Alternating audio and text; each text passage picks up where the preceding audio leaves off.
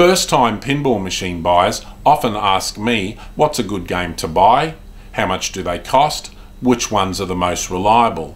In this FAQs show, I'll answer these and other frequently asked questions.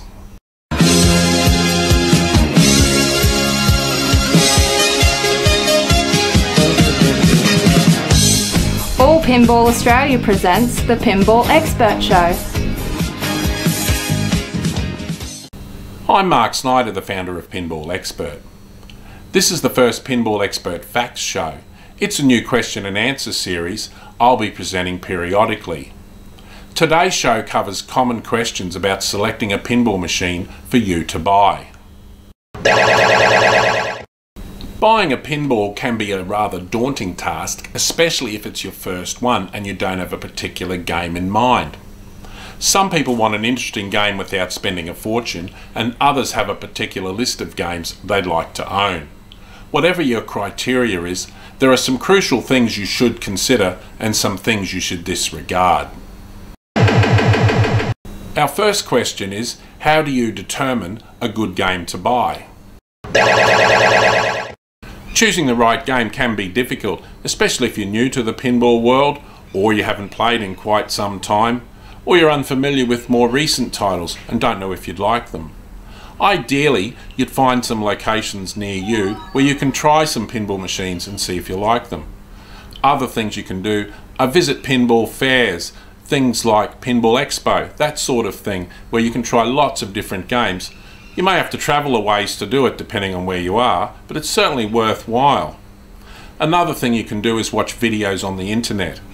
That's very useful in getting an idea of what a game may play like and whether or not you might like it. The second question is, how much should you pay for a particular game? The price of any particular pinball machine will vary considerably depending on where you live. For example, in Australia, pinball machine prices in Melbourne are generally about 25% dearer than those in Brisbane or Sydney.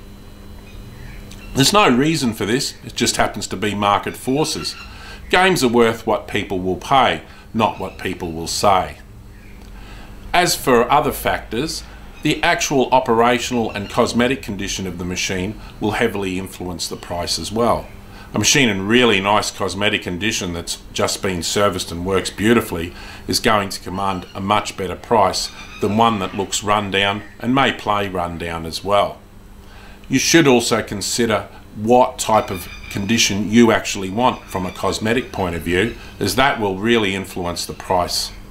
A good starting point is to work out how much you really want to spend, look for games in that price range, and choose one that you find appealing. The third question is, which games are the most reliable? There's no black and white answer to this question. Over the decades, all manufacturers have made good and not so good games. Some games seem to be more reliable than others due to their complexity or their simplicity. Others, it depends on the electronic system the particular manufacturer may use at the time. Some prove to be more robust, durable, reliable and easier to repair than others. You can generally research reliability information on the internet, or you can certainly contact people like us for details about a particular game you may be interested in buying. The fourth question is, how do you determine a fair price and avoid paying too much?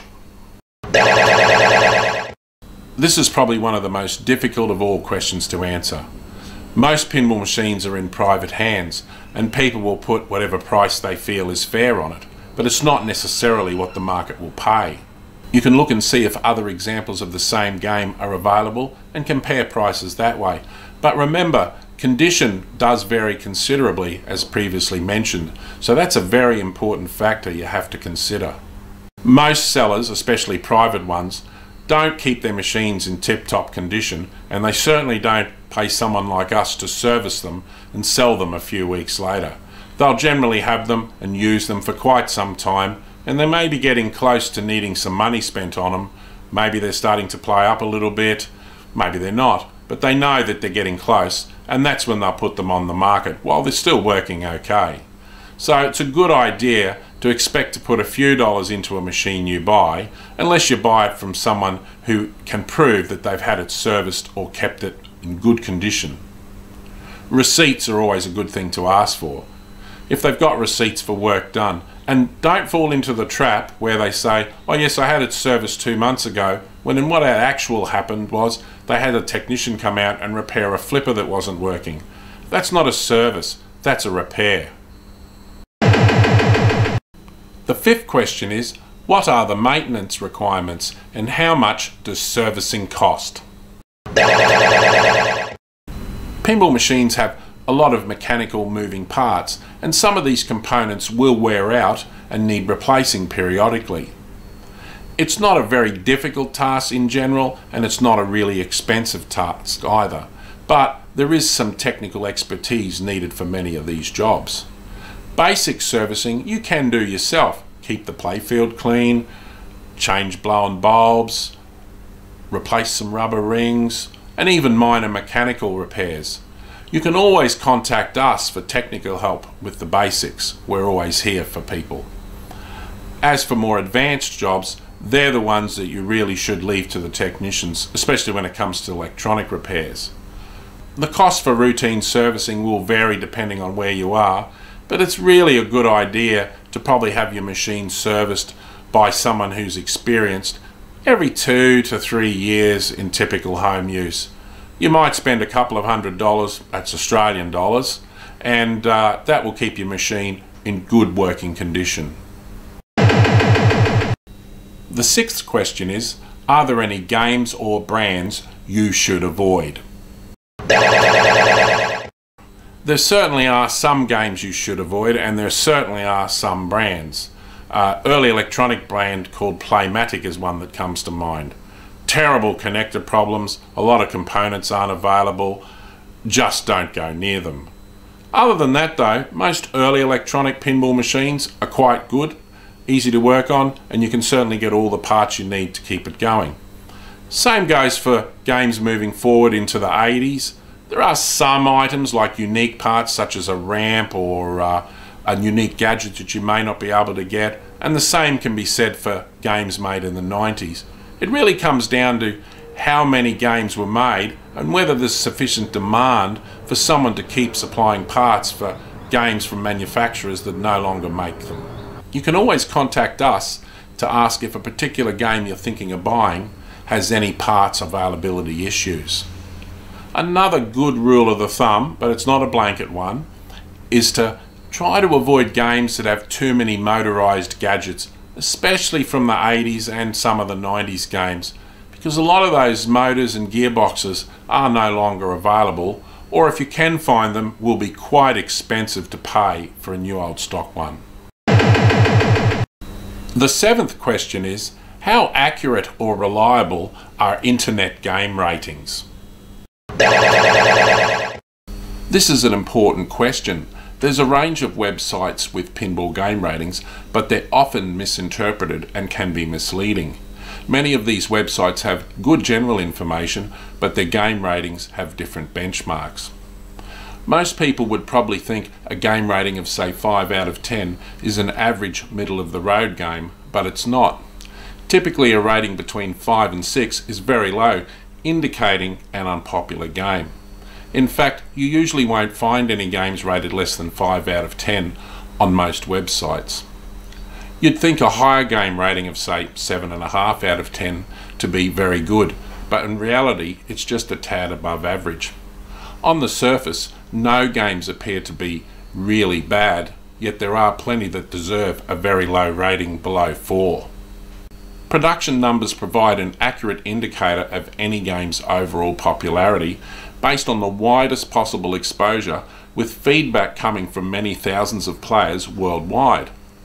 Players put more coins in the most entertaining new games at any particular time, and this directly influenced how many manufacturers made and sold of each game. Operators always purchased more examples of popular games for their locations, so this is a very reliable way to rate a pinball's entertainment value.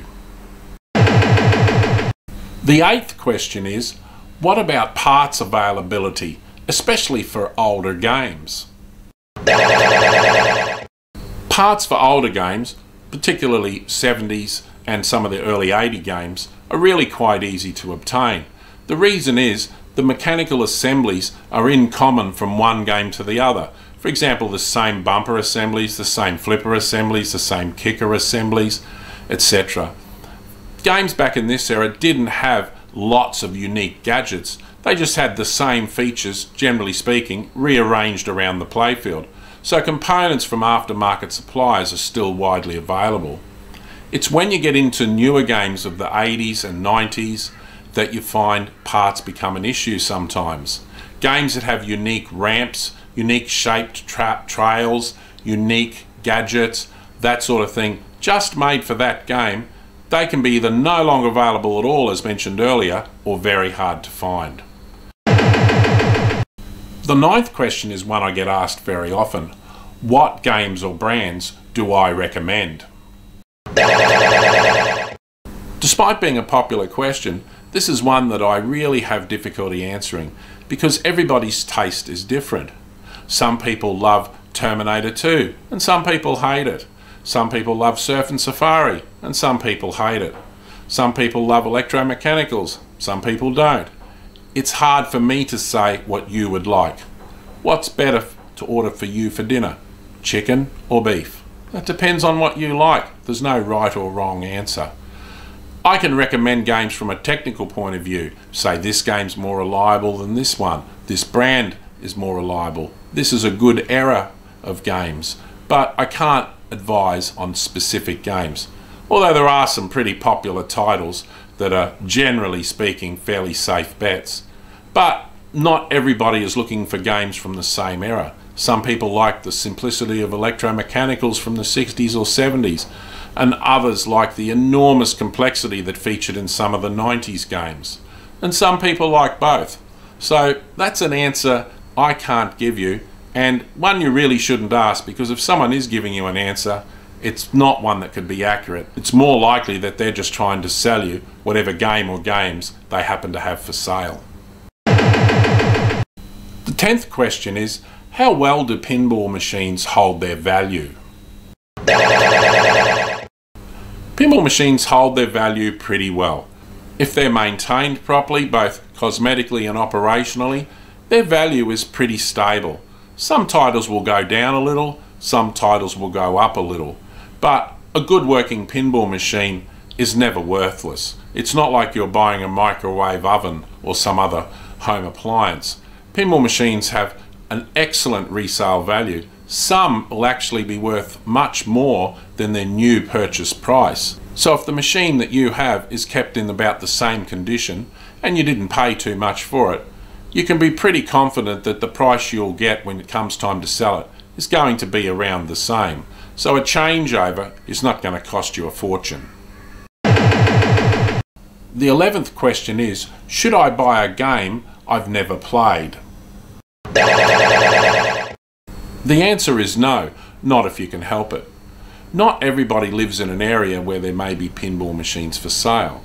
Some people live in country areas or live in towns where there are no games for sale, so they have to buy them from another state or city, and you can't travel all over the country trying lots of different games. In these situations, again as mentioned earlier, watching the videos is probably the best way to judge. You can buy a game without ever playing it, but it's a little bit risky. I wouldn't say so risky that you shouldn't do it, but really pay extra attention to researching it. Don't rush into buying anything. And judge as best you can on features and games that appeal to you. There's no right or wrong answer, and there's no guarantee you'll like a particular game. The thing you should never do is say to someone, "Oh, is that a good game?" Because not everyone agrees. You just can't assume because 5 other people like a game that you will too. The 12th and final question for today is, what should I look for or ask a seller about a particular game? If you found a game you quite like, it's a good idea to inspect and play it in person if at all possible. When you're talking to the seller, ask him if the game's been serviced recently, who did the work, and does he have any paperwork to support that claim. Another thing to do is ask him what problems he's had with the game, how long he's owned it, why he's selling it. It could be that he's just looking for another game, or it could be that it might have had quite a bit of trouble and he's sick of it. The most important thing you can do is a proper inspection. Have a good look at the game and play it with a critical eye, like you're looking for some problems. I've intentionally excluded questions about buying a new pinball machine as they're widely available all over the world. There are several pinball machine manufacturers, namely Dutch, Highway, Home Pin, Jersey Jack, Spooky and Stern. If you're considering a new pinball machine, watch our other show entitled Should You Buy a New Stern Pinball Machine? It's a comprehensive review of various Stern pinball machines, so take a look at that. They're the 12 most common questions I'm asked by pinball machine buyers. We also offer a local inspection service where on your behalf we can visit a seller's location to inspect and test a pinball machine you're interested in buying. We'll get back to you with a report identifying any faults it may have, any work it may need, along with an estimate of its current market value. For example, we might say between $1,500 and $2,000, or between $3,000 and $4,000, so you don't end up paying too much. Remember, if you're located in Brisbane or a surrounding area, you can also contact us for expert technical help or advice repairing your pinball machine or arcade video game. And please tap the like icon and leave any comments below. Your suggestions for future shows are very welcome. And while you're here, have a look at our other shows too. And if you have any questions, please contact us. And remember to tap the subscribe button and you'll be notified when we add new shows. I'm Mark Snyder. Thanks for watching Pinball Expert. See you next time. The Pinball Expert show is produced by All Pinball Australia.